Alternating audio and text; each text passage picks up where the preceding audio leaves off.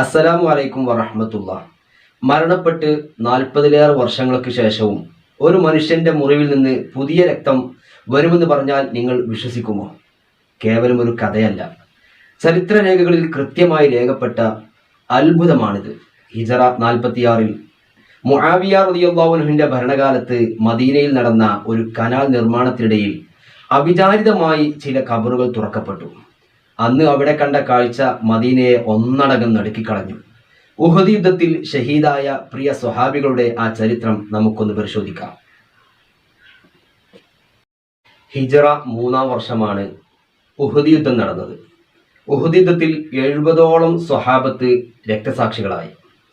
നബി സല്ലല്ലാഹു അലൈഹി വസല്ലമ തങ്ങൾ ആ രക്തസാക്ഷികളെ മറവ് ചെയ്യുമ്പോൾ ഒരു ഖബറിൽ 2 ആളുകൾ അല്ലെങ്കിൽ 3 ആളുകൾ വെച്ച് ഖബർ മറവ് ചെയ്യാൻ സമ്മതം നൽകി.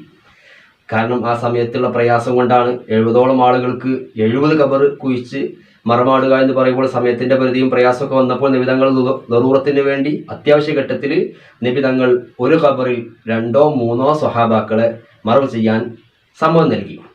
ആ ഷഹീദായവരുടെ കൂട്ടത്തിൽപ്പെട്ടവരാണ് അബ്ദുല്ലാഹിബ്നു അംർ ബിൻ ഹറാം റളിയല്ലാഹു അൻഹുവും അംർ ബിൻ ജമൂഹൽ അൻസാരി റളിയല്ലാഹു അൻഹുവും രണ്ടുപേരെയും ഒരു ഖബറിലാണ് മറവ് ചെയ്തത്. കാരണം അവർ ചെറുപ്പത്തിലേയുള്ള കൂട്ടുകാരായിരുന്നു. അൻസാരികളിൽപ്പെട്ട പ്രമുഖനായ ഒരു സ്വഹാബിയായിരുന്നു അംർ ബിൻ ജമൂഹ് റളിയല്ലാഹു അൻഹു. മദീനയിലെ ബനു സലമ ഗോത്രത്തിന്റെ നേതാവായിരുന്നു അദ്ദേഹം. ഉഹദ് യുദ്ധത്തിലെ തന്റെ ധീരമായ നിലപാടിലൂടെയാണ് ചരിത്രത്തിൽ സുവർണ മുദ്ര പതിപ്പിച്ചത്. അംർ ബിൻ ജമൂഹ് റളിയല്ലാഹു അൻഹു ശാരീരികമായി ഒരു കാൽ വൈകല്യമുള്ള വ്യക്തിയായിരുന്നു. ഇസ്ലാമിക നിയമപ്രകാരം ഇത്തരം വൈകല്യമുള്ളവർക്ക് യുദ്ധത്തിൽ പങ്കെടുക്കാൻ നിർബന്ധമില്ല. അദ്ദേഹത്തിന്റെ 4 മക്കളും പ്രവാചകനൊപ്പം യുദ്ധത്തിന് പോകാറുണ്ടായിരുന്നു.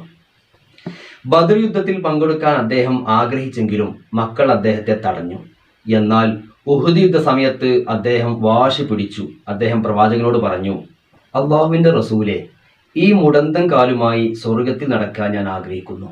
അദ്ദേഹത്തിന്റെ ആഗ്രഹം കണ്ട പ്രവാചകൻ സല്ലല്ലാഹു അലൈഹി വസല്ലമ തങ്ങൾ അദ്ദേഹത്തിന് യുദ്ധത്തിൽ പങ്കെടുക്കാൻ അനുവാദം നൽകി.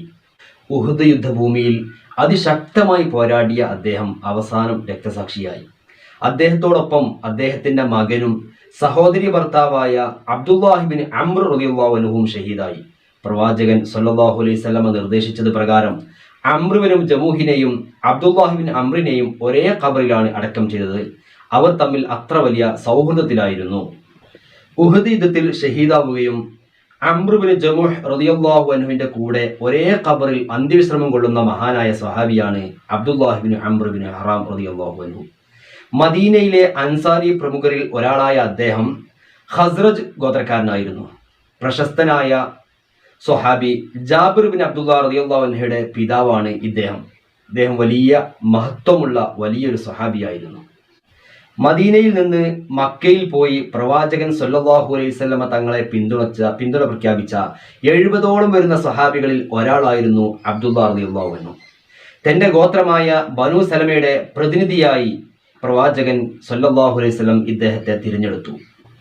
ഉഹദ് യുദ്ധത്തിന് പുറപ്പെടുന്നതിന്റെ തലേ ദിവസം അദ്ദേഹം തന്റെ മകൻ ജാബിർ റളിയല്ലാഹുവിനെ വിളിച്ചുകൊണ്ട് ഇപ്രകാരം പറഞ്ഞു, നാളെ പ്രവാചകന്റെ സ്വഹാബിമാരിൽ ആദ്യമായി രക്തസാക്ഷിത്വം വരിക്കാൻ പോകുന്നത് ഞാനായിരിക്കുമെന്ന് എനിക്ക് തോന്നുന്നു. റസൂലുള്ളാഹി കഴിഞ്ഞാൽ എനിക്ക് ഏറ്റവും പ്രിയപ്പെട്ടവൻ നീയാണ്.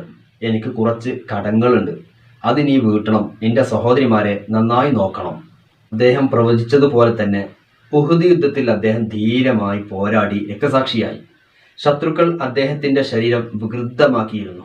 മൂക്കും ചെവിയും മുറിച്ചു മാറ്റി. അദ്ദേഹത്തിന്റെ മൃതദേഹം കണ്ട മകൻ ജാബിർ റളിയല്ലാഹു പൊട്ടിക്കരഞ്ഞുപോയി. പ്രവാചകൻ സല്ലല്ലാഹു അലൈഹി വസല്ലം പറഞ്ഞു, നീ കരഞ്ഞാലും ഇല്ലെങ്കിലും നിങ്ങൾ അദ്ദേഹത്തെ എടുത്തു മാറ്റുന്നത് വരെ മലക്കുകൾ അവരുടെ ചിറകുകൾ കൊണ്ട് അദ്ദേഹത്തിന് തണൽ വിരിച്ചുകൊണ്ടിരിക്കുകയായിരുന്നു. അബ്ദുല്ലാഹിബ്നു അംർ റളിയല്ലാഹു അൻഹുവിന് അള്ളാഹു നൽകിയ വലിയൊരു പദവിയെക്കുറിച്ച് പ്രവാചകൻ സല്ലല്ലാഹു അലൈഹി വസല്ലം ജാബിർ റളിയല്ലാഹു പറഞ്ഞിട്ടുണ്ട്. ജാബിറെ, അള്ളാഹു ആരുമായും മറക്ക് പിന്നിലൂടെയല്ലാതെ സംസാരിച്ചിട്ടില്ല. എന്നാൽ നിന്റെ പിതാവിനോട് അള്ളാഹു നേരിട്ട് സംസാരിച്ചു. അള്ളാഹു ചോദിച്ചു, അബ്ദുള്ള, നീ ആഗ്രഹിക്കുന്നത് ചോദിക്കൂ, ഞാൻ നൽകാം. അബ്ദുല്ലാഹ് റളിയല്ലാഹു അൻഹു പറഞ്ഞു, നാഥ, നിനക്ക് വേണ്ടി ഒരിക്കൽ കൂടി മരിക്കാൻ വേണ്ടി എന്നെ വീണ്ടും ദുനിയാവിലേക്ക് തിരിച്ചയക്കണേ. എന്നാൽ മരിച്ചവർ മടങ്ങിപ്പോകില്ല എന്നത് അള്ളാഹുവിൻ്റെ നിയമമായതിനാൽ അത് നടന്നില്ല.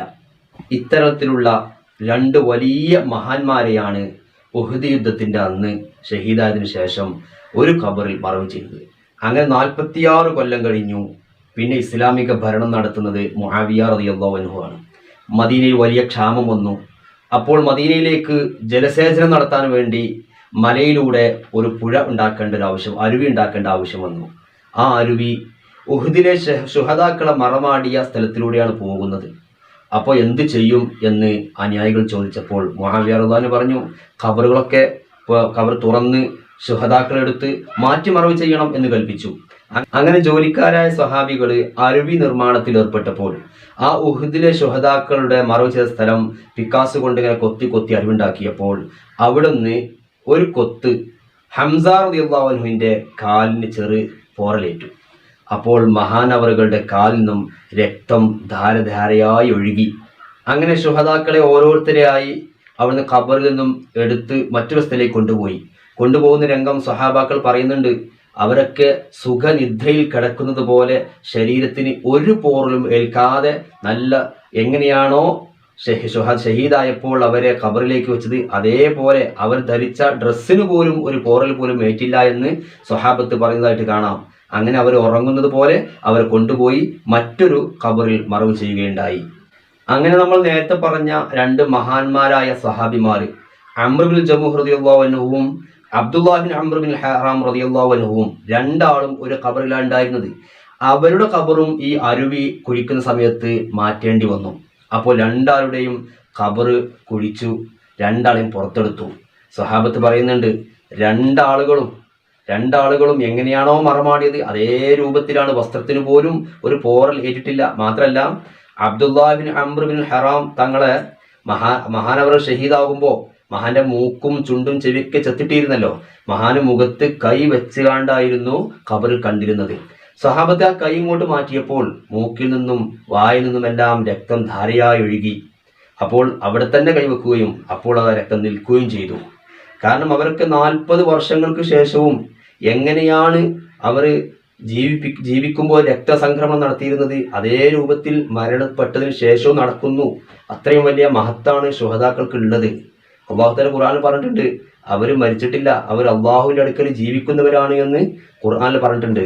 അപ്പം അതിൻ്റെ ഒരു സാക്ഷ്യമായിരുന്നു ഉഹദിലെ ഈ ശുഹദാക്കളുടെ സംഭവം. ഈ വീഡിയോ നിങ്ങൾക്ക് ഉപകാരപ്രദമായിട്ടുണ്ടെങ്കിൽ ഷെയർ ചെയ്യാനും സബ്സ്ക്രൈബ് ചെയ്യാനും മറക്കരുത്. മറ്റൊരു വീഡിയോയുമായി വീണ്ടും കാണാം. ഇൻഷാ അല്ലാഹ്. അസ്സലാമു അലൈക്കും.